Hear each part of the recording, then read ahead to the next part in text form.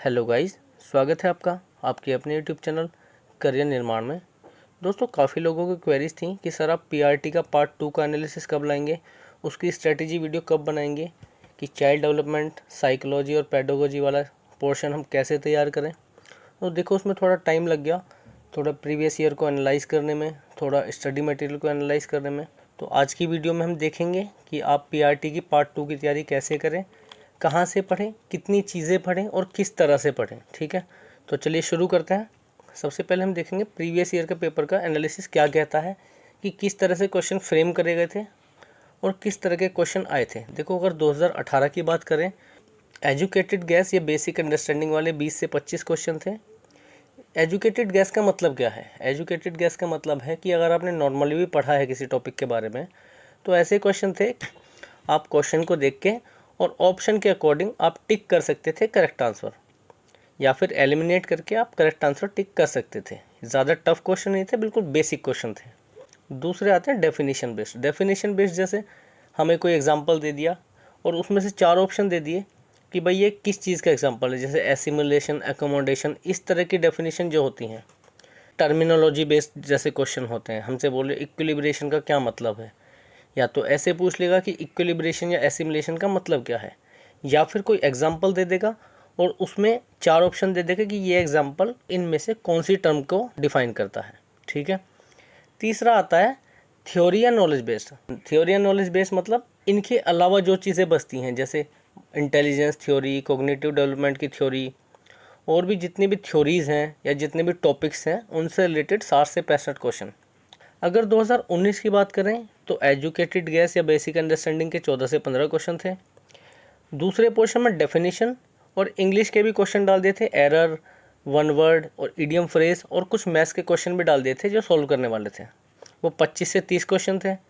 Theory या knowledge base की बात करें तो वो वही 60 से 62 के बीच में या 60 से 65 के बीच में। ठीक है, तो आपको आइडिया लग गया होगा कि क्वेश्चन पेपर कैसे फ्रेम करा जा रहा है। इस बार कैसा क्वेश्चन पेपर फ्रेम करा जाएगा वो हमें नहीं पता, लेकिन ऑलमोस्ट पैटर्न यही रहने वाला है, थोड़ा बहुत ऊपर या थोड़ा बहुत नीचे। अब बात करते हैं इंपॉर्टेंट टॉपिक कौन कौन से हमारे। देखो, सबसे पहले ग्रोथ एंड डेवलपमेंट, इसकी definition, principle and factors affecting. क्या क्या चीज़ें पढ़नी है, इसकी डेफिनेशन अच्छे से पढ़नी है। ग्रोथ एंड डेवलपमेंट का मीनिंग क्या है, इन दोनों में डिफरेंशिएशन क्या है। दूसरी चीज़ प्रिंसिपल। देखो, प्रिंसिपल इसके मेन है। कई क्वेश्चन में डायरेक्टली पूछ लेता है कि सिफेलोकोडल का मतलब क्या है, या प्रोक्सिमोडिस्टल का मतलब क्या है, या फिर एग्जाम्पल दे देता है और पूछ लेगा इनमें से कौन सा प्रिंसिपल इस एग्जाम्पल को डिफाइन करता है। जैसे कोई भी एग्जाम्पल दे दिया, उसमें पूछ लेगा ये सिफेलोकोडल है, प्रोक्सिमोडिस्टल है, या कोई और है। उसके बाद फैक्टर्स अफेक्टिंग हेरिडिटी, एनवायरनमेंट, इस पर डायरेक्टली क्वेश्चन आ जाता है कि कौन कौन से फैक्टर्स अफेक्ट करते हैं। दूसरी चीज़ methods and techniques of teaching different subjects. Methods कौन कौन से, जैसे हमसे पूछ लेगा डेमोन्स्ट्रेशन मेथड, या पूछ लेगा इस टॉपिक को पढ़ाने के लिए कौन सा मेथड बेस्ट होगा, डेमोन्स्ट्रेशन होगा या एक्सपेरिमेंटेशन मेथड होगा या कोई और सा मेथड यूज़ होगा। तीसरा टीचिंग एड्स। टीचिंग एड्स के बारे में पढ़ लेना है, कौन कौन सी टीचिंग एड्स कहाँ कहाँ हमें हेल्प करती है और उनकी इंपॉर्टेंस क्या है। चौथी चीज़ इवैल्यूएशन। इवैल्यूएशन सीसी पे बहुत ज़्यादा ध्यान देना है, अच्छे से पढ़ना है इसे भी। कौन कौन से टेस्ट होते हैं जो इवैल्यूएशन में काम आते हैं, और जो भी बेसिक इन्फॉर्मेशन है वो पढ़ लेनी है। उसके बाद इंक्लूसिव एजुकेशन बहुत ज़रूरी है, इसका मीनिंग, इंपॉर्टेंस और कौन कौन से फैक्टर्स हैं जो इंक्लूसिव एजुकेशन के राह में बाधा उत्पन्न कर रहे हैं। उसके बाद डिफेंस मैकेनिज्म जितने भी हैं आपको सारे पढ़ लेना विद एग्जांपल्स। एग्जांपल्स के थ्रू हम समझते हैं जब भी, तो हमें अच्छे से समझ में आती है कुछ भी चीज़, और रिलेट करके पढ़ना है अच्छे से, रट्टा नहीं मारना बिल्कुल भी। रट्टा मारोगे तो वो चीज़ें भूल जाओगे आप। उसके बाद लर्निंग। लर्निंग में देखो थ्योरीज, जितनी भी थ्योरी ऑफ लर्निंग है, लर्निंग कर्व्स जो होते हैं वो पढ़ने हैं। ट्रांसफ़र ऑफ लर्निंग के बारे में कि पॉजिटिव ट्रांसफ़र है, नेगेटिव ट्रांसफ़र है, ज़ीरो ट्रांसफ़र है, उन चीज़ों के बारे में पढ़ लेना है। लर्निंग डिसेबिलिटीज़ कि एमनेसिया है, डिसलेक्सिया है, डायरेक्टली क्वेश्चन आ जाते हैं इन पर। उसके बाद में इंपॉर्टेंट थ्योरीज। सबसे इंपॉर्टेंट थ्योरी कौन कौन सी है, पियाजे, वाइगोट्स्की, ब्लूम्स की टेक्सोनोमी, मल्टीपल इंटेलिजेंस। देखो, इंटेलिजेंस की तो आपको पूरी हिस्ट्री पढ़नी है। सिंगल फैक्टर थ्योरी, जिसे यूनिफैक्टर बोलते हैं, टू फैक्टर थ्योरी, या मल्टीपल इंटेलिजेंस क्या है, और ये इसकी थ्योरी जो है गार्डिनर की, ये पढ़नी है अच्छे से। उसके बाद कोल्ब की पढ़नी है थ्योरी।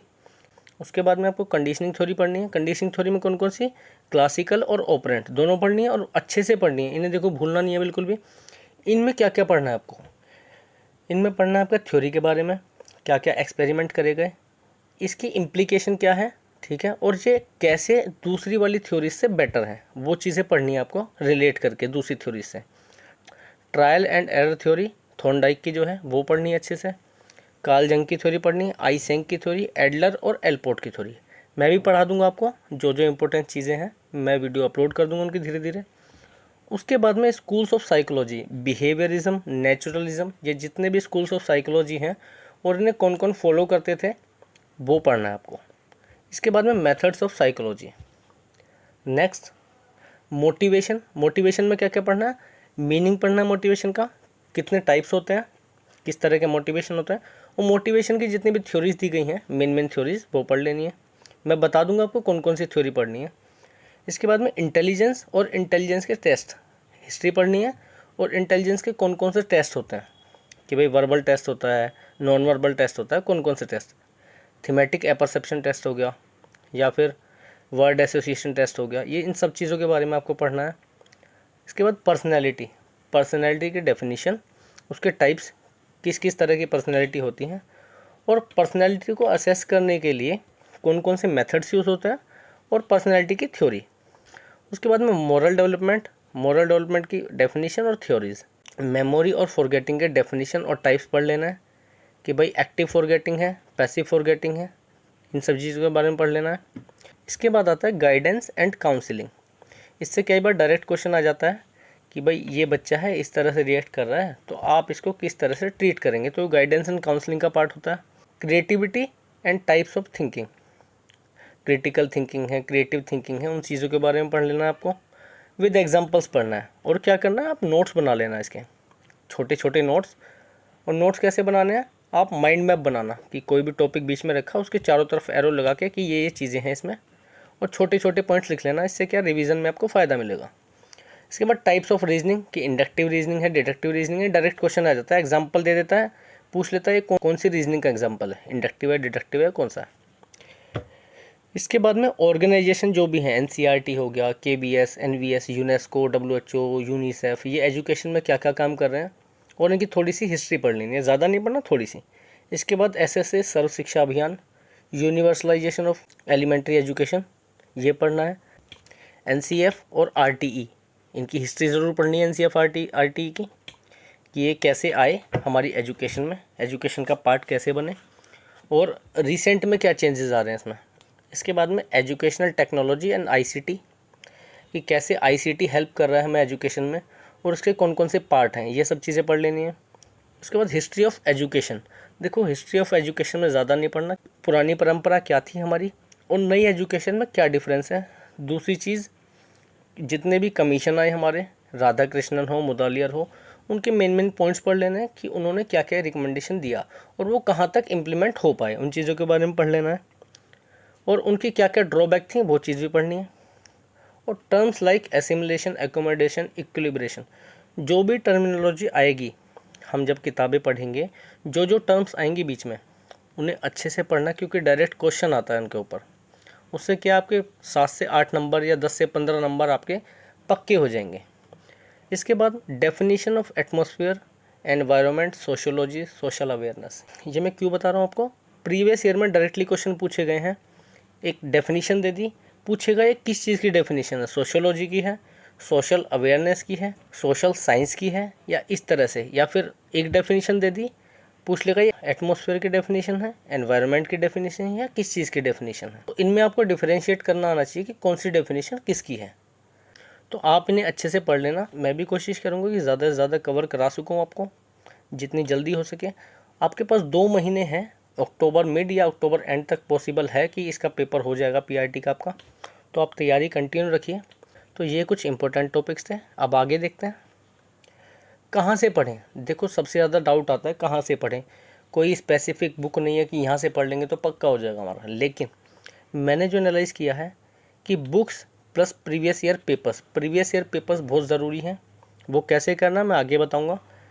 देखो इसमें 2 चीज़ें हैं कि कहाँ से पढ़ना है, या तो NIOS की जो DLED की बुक्स हैं 25 से 30 बुक हैं, और कुल मिला के उनमें 2000 के आसपास पेजेस हैं। कोई बुक 100 पेज की है, कोई 40 पेज की है। तो इतना टफ भी नहीं है 2 महीने में उन्हें पढ़ना। आप अच्छे से पढ़ भी सकते हो और रिवाइज भी कर सकते हो। अगर आपके पास दिन में 5 से 6 घंटे का टाइम है तो आप अच्छे से इन्हें पढ़ के अपना पेपर क्लियर कर सकते हो। या फिर दूसरा तरीका जो मैं बताता हूँ, जो मैं करता था, कि NCERT की 11th और 12th की आपने बुक पढ़ ली, या फिर आपके पास डाइट की जो बुक्स होंगी आपकी वो पढ़ ली आपने, प्लस कोई भी थ्योरी आपको पढ़नी है तो गूगल से सर्च किया, उसके बारे में छोटे छोटे नोट्स बनाए और साथ में प्रीवियस ईयर पेपर्स। देखो मैंने गूगल का बहुत यूज़ किया था जब मैंने पेपर क्लियर करा था। गूगल का यूज़ कैसे किया, मुझे पता है मुझे थ्योरी पढ़नी है मल्टीपल इंटेलिजेंस की, मेरे पास अगर बुक नहीं है, मैंने गूगल पे सर्च किया मल्टीपल इंटेलिजेंस, थ्योरी पढ़ ली, उसके शॉर्ट नोट्स बना लिए। वो मेरे पास हैं शॉर्ट नोट, मैं शेयर भी कर दूंगा आपको, मैं पढ़ा भी दूंगा आपको मेन थ्योरीज। आपने NCERT से पढ़ लिया, उससे आपको ओवरव्यू मिल गया कि मुझे क्या क्या चीज़ें पढ़नी है। उसके बाद में अपने गूगल पे सर्च किया, जो थ्योरी आपको समझ में नहीं आई या जो थ्योरी आपको और अच्छे से पढ़नी है वो गूगल पे सर्च करो, आप विकीपीडिया पे पढ़ लो, तो उससे क्या है आपका थ्योरी मजबूत हो जाएगी। उसके बाद आप क्या करो, छोटे छोटे नोट्स बना लो अपनी लैंग्वेज में। छोटे क्यों बोल रहा हूँ, क्योंकि रिवीजन में आसानी होगी। उसके बाद में जब आपने पढ़ लिया, उसके बाद में आप प्रीवियस ईयर डेली के सोल्व करो, कोशिश करो जितने हो पाए क्वेश्चन, जो ना हो पाए स्किप कर दो, उन्हें अलग लिख लो। अलग लिख लिया, जब आपका सिलेबस कंप्लीट हो जाए, जो भी टॉपिक्स हैं आपके कंप्लीट हो जाए, उसके बाद में ट्राई करो दोबारा से जो बचे हुए क्वेश्चन उन्हें सोल्व करने की। अब आगे देखते हैं कि स्ट्रेटेजी कैसे बनानी है, कैसे पढ़ना है। देखो सबसे पहले थ्योरीज़ को कंप्लीट कर लो, जितनी भी थ्योरीज़ हैं, और इंटेलिजेंस टेस्ट जितने भी हैं, वर्बल नॉन वर्बल जो भी टेस्ट हैं वो कंप्लीट कर लो। उसके बाद में जो इम्पोर्टेंट टॉपिक्स मैंने बताए हैं वो कंप्लीट करो, और डेली के आपको 50 क्वेश्चन प्रीवियस ईयर से करने ही करने। कोई भी पेपर उठा लो, उसके 50 क्वेश्चन करे आपने सेकंड पार्ट के, अगले दिन फिर 50 क्वेश्चन करो और उन्हें रिवाइज़ कर लो अच्छे से। आपने उन्हें रिवाइज़ कर लिया तो आपके पास एक आइडिया हो जाएगा कि कौन से क्वेश्चन का आंसर किस तरह से देना है, ठीक है। और आपकी तैयारी भी इतनी मजबूत हो जाएगी कि आप सेकेंड पार्ट में 60 से 65 क्वेश्चन आराम से ला पाओगे, अगर आपने ये चीज़ फॉलो कर ली।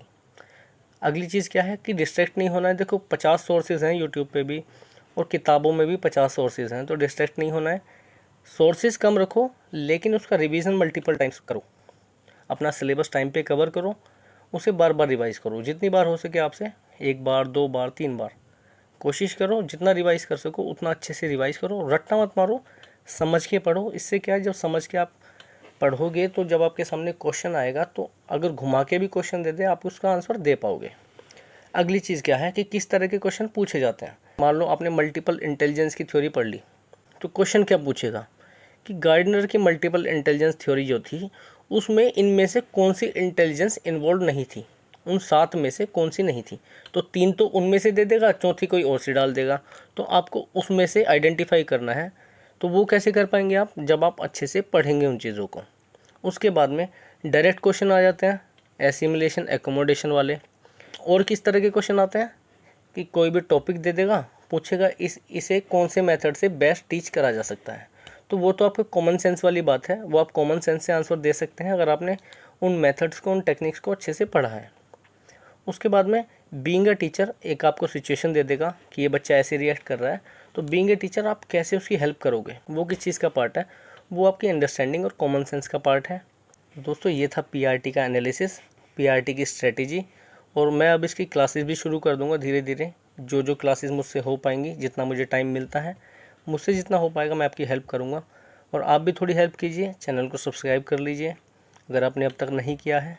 काफ़ी लोग होते हैं देख के चले जाते हैं, ठीक है कोई दिक्कत नहीं। अगर आपको अच्छा नहीं लग रहा कंटेंट, कोई दिक्कत नहीं है, लेकिन अगर आपको कंटेंट अच्छा लग रहा है, मैं अगर मेहनत कर रहा हूँ आप लोगों के लिए, तो आप भी थोड़ा सा सपोर्ट करिए। और ये मैंने एक कोट लिखी है आप सभी के लिए कि every winner was once a beginner. तो आपको शुरुआत करना बहुत ज़रूरी है।